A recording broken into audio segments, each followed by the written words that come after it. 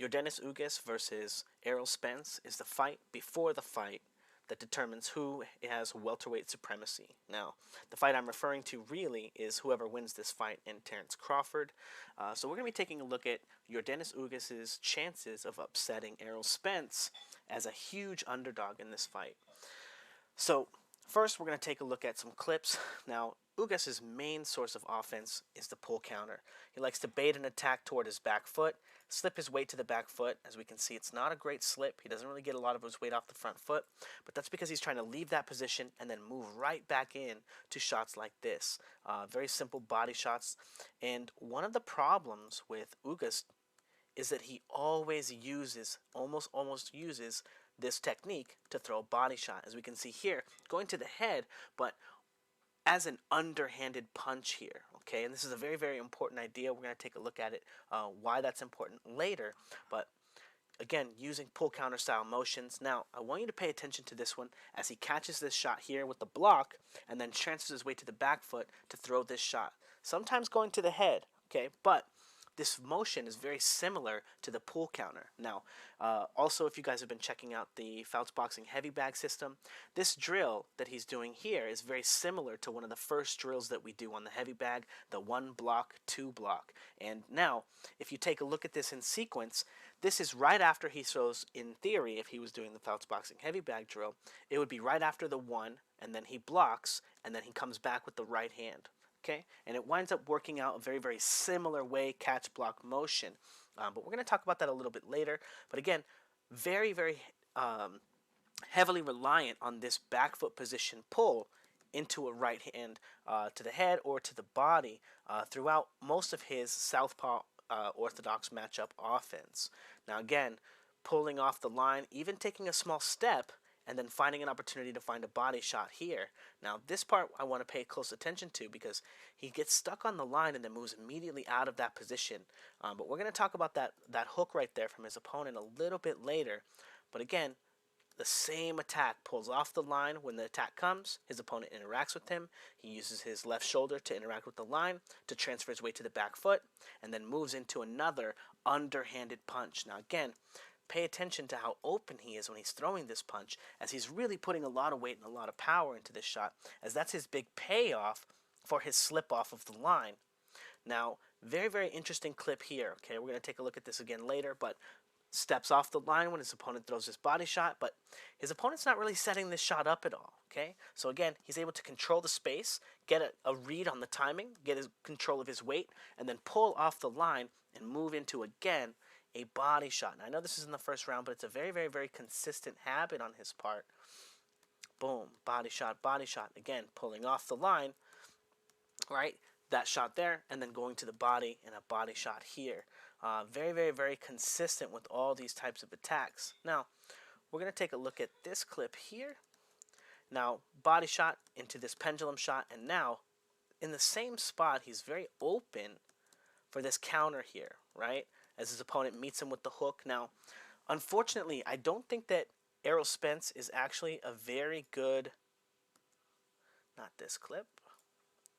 Is this one? No. This one. I don't think Errol Spence is actually a very good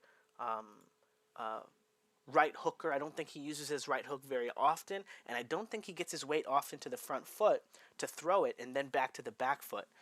So I don't know if it's going to be a huge weapon for him, but it would be if he were to train it and he were to work on it. Now, again, what I wanted to point out is that Ugas is very reliant on the pull counter as his sources of offense. Here, pull counter, boom, body shot, and again, not often throwing punches to the head. Okay, this is very, very, very important. But after that sequence, he immediately starts penduluming onto his opponent, getting onto the line with him. And now notice, he's not crossing the line again, right? He's just waiting. He's trying to control this space here with the lead hand, with his lead hand, so that his opponent has to draw him into this line here, right? He sees the shot coming. He wasn't ready, okay? Now, because he wasn't ready, his opponent is allowed to get some offense off. So what does he do? He resets, finds another opportunity to pull counter this punch, and immediately is going back to the body.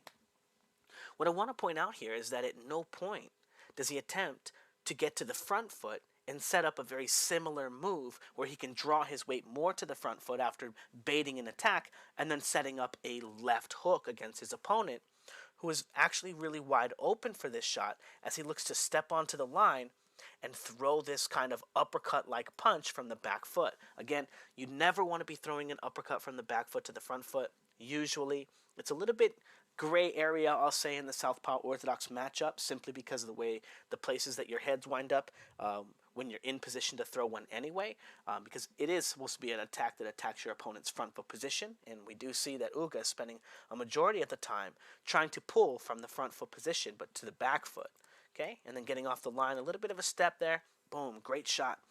Now, one thing I want to point out is that Yordenis Ugas as a fighter is I don't want to call him an aggressive counterpuncher, because he's not. He likes to walk you down and put pressure on you with a little bit with his jab, a little bit with his lead hand control, but mostly just trying to get you into a corner until he can kind of body up with you and then just throw a bunch of savage body shots. But he's not really looking to really box you or open you up with feints and probes. He's looking for you to open yourself up with your punches so he can counter. Now again, one of the problems with Ugas is that because of the fact that he's looking to wait for you, we can see in this clip here, his opponent is able to get lead foot dominance on him. Okay? He's able to get his head to the outside, and this is one of the biggest reasons why Yordenis Ugas has such a difficult time landing power punches and hurting his opponents, because his opponent always has a superior angle on his body mechanics, and it's very difficult to throw a power punch outside of your line, and his opponent here is easily able to get to the outside in spite of the fact that he missed his punch, preventing Ugas from really finding an opportunity to get his weight into one of these punches in a way that other than a body shot. Okay? So we're going to take a look at some of the ways that Yordenis Ugas can fix these habits on the heavy bag and some quick drills.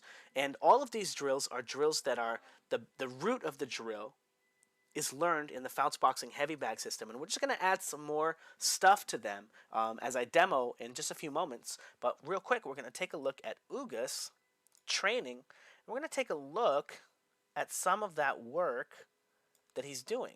Okay? So number one, boom, see how he naturally shot that shot and then shifted his head toward this half of the line so he can move into this shot here? Very, very, very similar to how he does in the ring. Now again, with that motion too, very, very similar. Boom.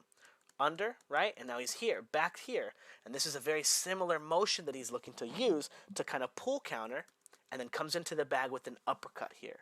Okay? Now this is one of the reasons why he always opens with a body shot.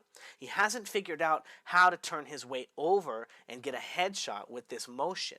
Now we're going to watch him do this a bunch of times.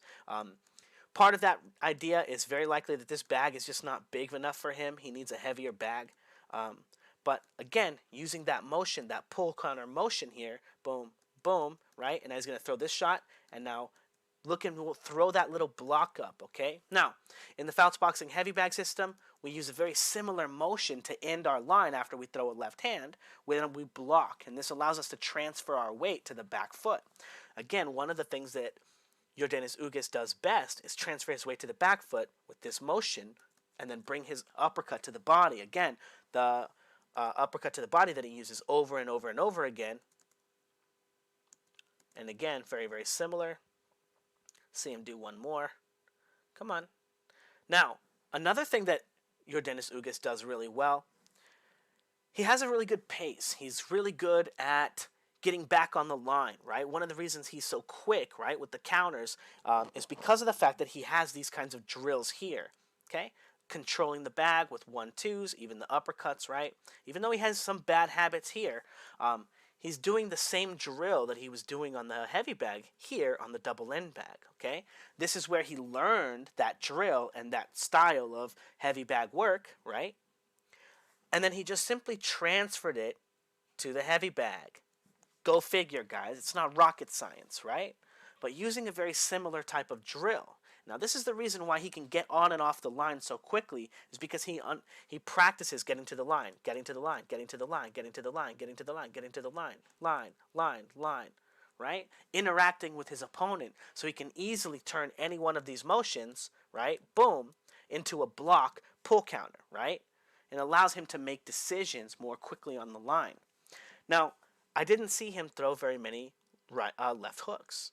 Only uppercuts, right? Only overhand-ish right hands. Okay?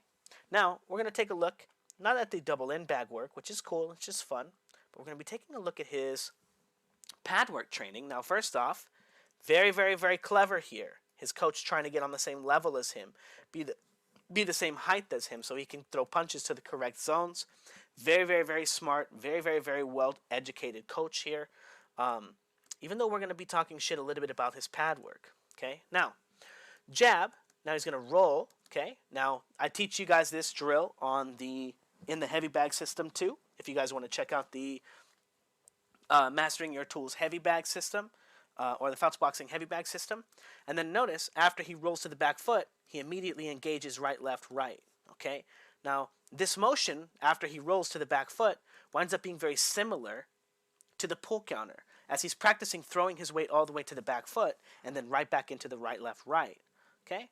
He's going to do this pattern as basically the only type of training that he does here on the mitts with his coach, as his opponent's in the southpaw position, but gets on the line here with the jab, rolls from the front foot to the back foot, and now he's basically blocking, right, or bringing this shoulder to the line, and then he's going to be setting up the right, left, right. Now, if we take a look at the sequence, boom, roll, boom, is that a straight punch? Is this an overhand punch? Is this a power punch? What kind of punch is he practicing here? Normally, if you're throwing a straight punch, you want to get full extension, right? But if you're throwing a power punch, you want it to be overhand, not underhand. And as we can see, he's not really getting to do that either. And he's not really getting to do that here either. Okay, there's a little bit of almost full extension there. Almost.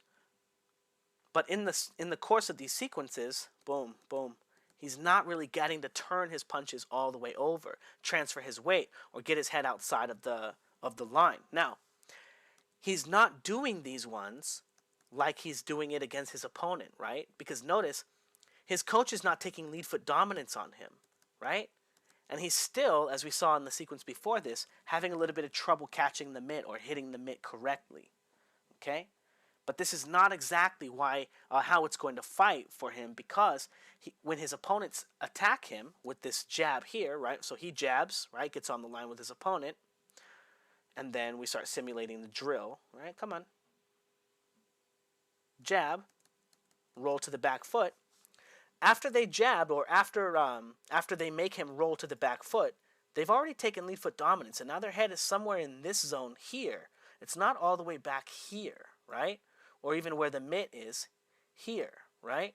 It's in a much, much different place, and this means that he doesn't get all the functional training that he needs because of the fact that he's not actively setting these positions up with his control, okay? So, now we're going to take a look at some quick demos from me. Actually, my heavy bag system stuff is almost set up in my backyard now, and I just got to order my heavy bag. I think I've picked out the one that I want, and it's pretty sick. And I'm just going to have to wait for it to ship and stuff, and then, hang it myself or whatever. But very cool. So here I am at LA Fitness, and I would have done a voiceover and just talked and played the video, but there were a bunch of people in the room, and there's some guy playing music right next to me, and it was just weird. As soon as I started, people just come out from the woodwork. But we're going to be doing a very similar drill, right? So this is very similar to the Fouts Boxing heavy bag system, the 1-2, right? So we're going 2, and then we transfer our weight, cross the line, transition our weight, or cross the line, transition our weight, and change positions. 1, and then the same thing. But we're not doing a lot of power, okay? It's just a really simple touch, and then we're going to turn that into the pull counter, and then the punch here into the bag.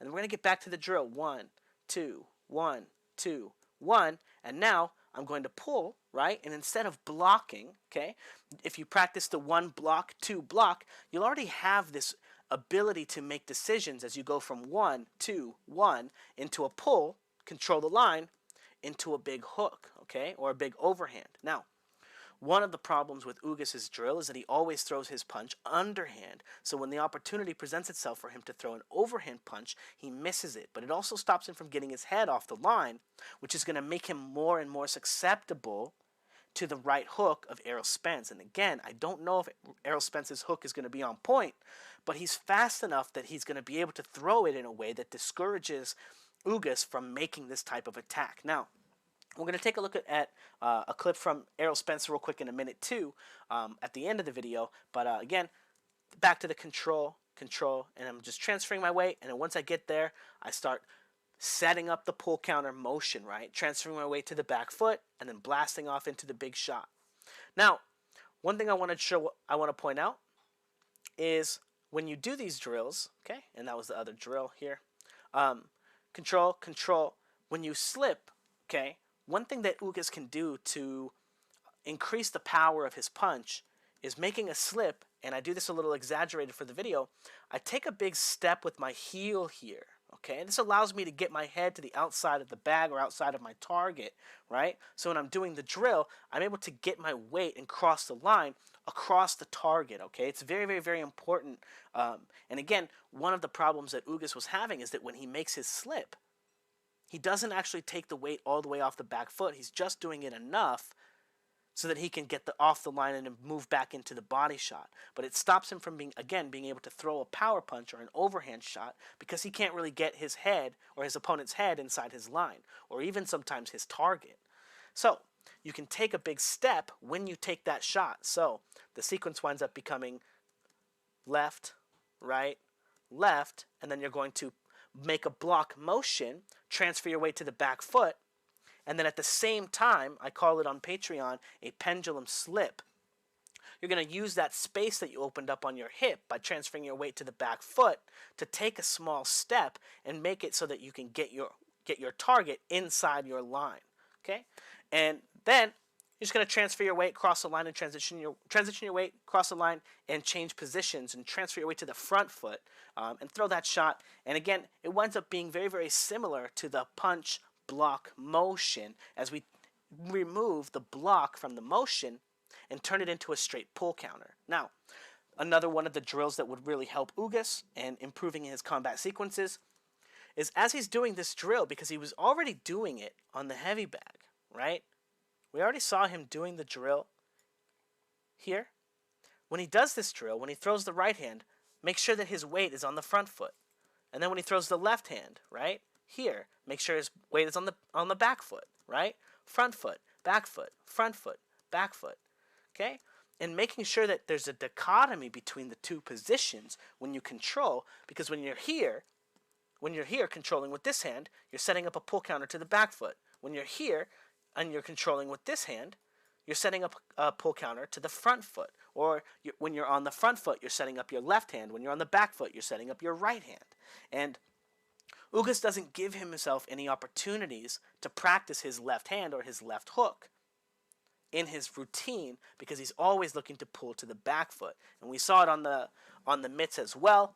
And again, I want to say that Errol Spence's biggest weapons against Ugas is going to be the right hook.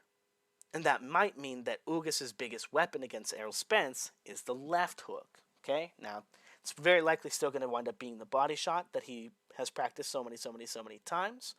But if Ugas doesn't learn to start practicing that punch to the head, he may have a very difficult fight ahead of him because he's going to have to be able to finish his punches to the head. Now, we're going to take a look at some of the ways. Again, very similar motion on the Fouts Boxing heavy bag system. Control, control, control, control.